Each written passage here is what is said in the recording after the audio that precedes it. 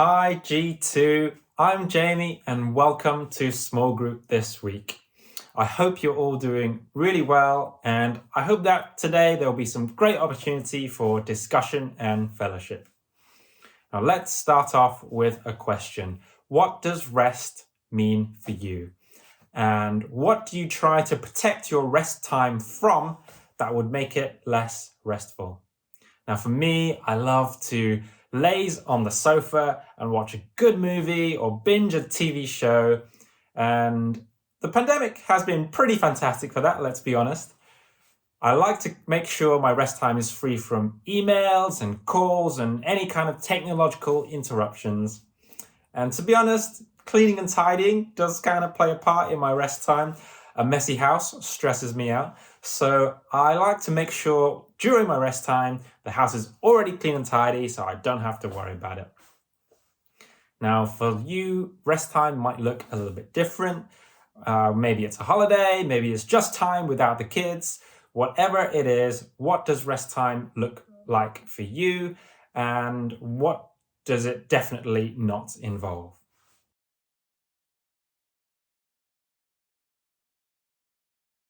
Today, we're going to be looking at Matthew chapter 12, verses 1 to 14.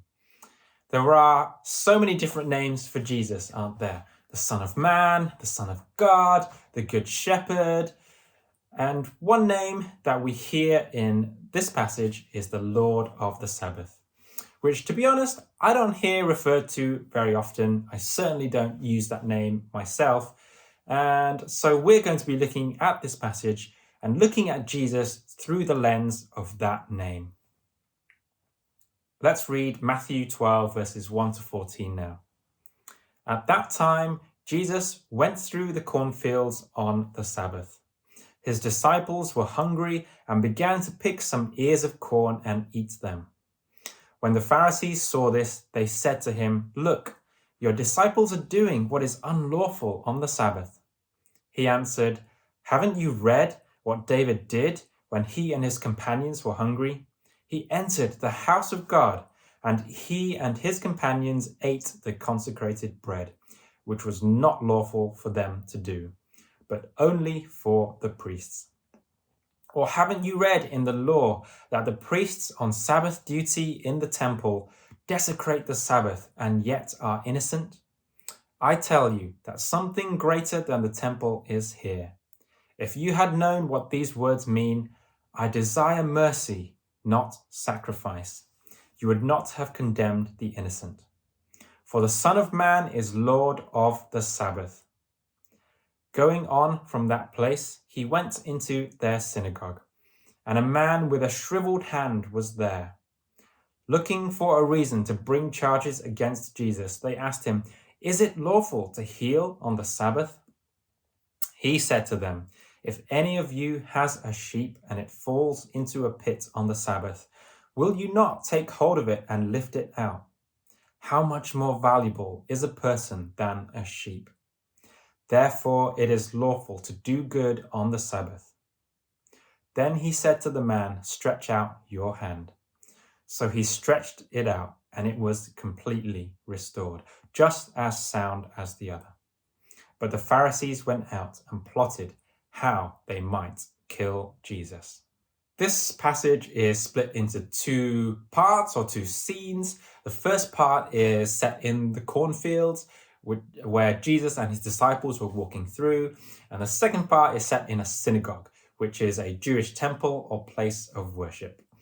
The Pharisees were a religious group or sect that were very fixated on rules and regulations, predominantly from the Torah, which is the first 5 books of the Old Testament. Now, the Pharisees were following Jesus and his disciples through the cornfields, which is a bit creepy, frankly. But at this time, the Pharisees really saw Jesus as a threat. So they were trying to find any way they could to criticize and discredit Jesus. So on this particular Sabbath, they were following Jesus around, hoping to catch him in the act of breaking a Sabbath law. Now, the Pharisees followed a lot of Sabbath laws, many of which were actually added on top of what is written in the Torah. So they had a lot of ammunition, a lot of laws that they could go up to Jesus and go, "Ha, I spotted you breaking Rule 34, Section 2, Part C, and we'll throw you into jail." Anyway, what does Sabbath mean for you? Now, when I was growing up, I went to a very traditional evangelical church where every Sunday the format of the service was exactly the same and the timings were almost identical. You knew what you were going to get. It was very predictable. And I'm not saying that was a bad thing. I think at that time of my life, I actually quite enjoyed the predictability and stability. But at that time in my life, Sabbath was very much strongly associated with Sunday, with church, and with the same routine and itinerary every week. So what does Sabbath look like for you? And what does it look like in your life? In previous stages of your life, do the answers to those questions change? Have they changed through your life? Discuss that in your groups now.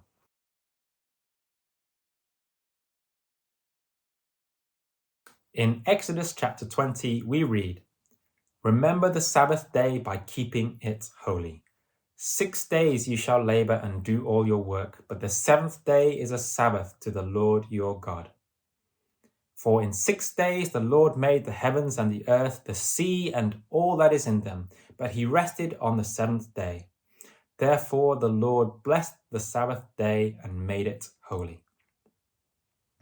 The Sabbath is a day of rest and a holy day of worship. I think a key phrase in the passage in Exodus is a Sabbath to the Lord your God. A Sabbath to the Lord your God. It's not just about stepping back from what you're doing, having a break, having a rest, but it is a time to get to know God better, to spend time with God, to worship God. In Matthew 12, verse 3, we see Jesus respond to the Pharisees' accusation. Now, King David is one of the great examples in the Old Testament of a person with God's favor. And King David did something that would have horrified the Pharisees. And yet, King David was not punished for it, and he continued to receive God's favor. Now, Jesus points out that the temple priests on Sabbath duty are literally working on the Sabbath day. But surely they can't be accused of desecrating the Sabbath. So Jesus goes on to say that something greater than the temple is here. Now, Jesus is referring to himself. Now, if King David and the temple priests had the authority to set aside the strict reading of Sabbath laws, surely Jesus, the Son of God himself, had even more authority. Jesus cites a few words in Hosea chapter 6, verse 6. "For I desire mercy, not sacrifice, and the knowledge of God more than burnt offerings." For I desire mercy, not sacrifice. Now, the word used for mercy here is the Hebrew word hesed, which can be translated as goodness or mercy or steadfast love or other similar concepts. Now, God is telling us here that he wants goodness and mercy and steadfast love in our hearts for God, not following laws and regulations, not simply following all of these regulations around ritual sacrifice or whatever else. The Pharisees focused piously on following these Sabbath laws, but they seem to be missing the goodness and mercy and steadfast love for God in their hearts. And Jesus was pointing out that they did not understand the words in Hosea, and their focus was all wrong. I think regardless of where we are in our faith journeys, we all have ups and downs, and we can sometimes get into a rut in our spiritual life where we're maybe doing the actions but missing some of the heart underneath. I've definitely had times where I've got re-energized with new Bible reading habits and prayer. And after a while, maybe I've managed to keep the habit up, but maybe some of the underlying heart has gone missing and I'm rushing through to get it done. And it's become a checkbox exercise. It's not to say that forming habits can't be a good thing, but Jesus is really trying to draw our attention to what is more important. Not the rules and laws and habits, but the underlying heart for Jesus underneath. Discuss in your groups now this question: how can we nurture a heart for Jesus? How can you nurture a heart for Jesus?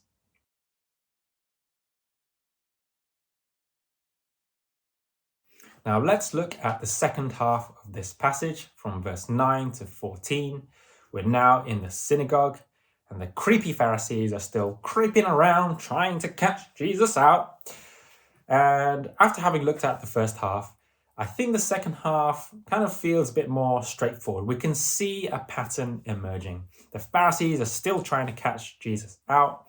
This time they're not accusing him, they're asked a question: is it lawful to heal on the Sabbath? Hoping to catch Jesus out with his answer. Now, Jesus responds with authority yet again. Go, Jesus. Now, there is a symmetry to his response in each half of this passage. In the first half, we see Jesus saying, if this is true of King David and the temple priests, how much more is it true of the Son of God himself? And in the second half, if it is true of a lowly sheep, how much more is it true of a human being? Jesus heals the man with a shriveled hand, and the Pharisees start to plot how they might kill Jesus.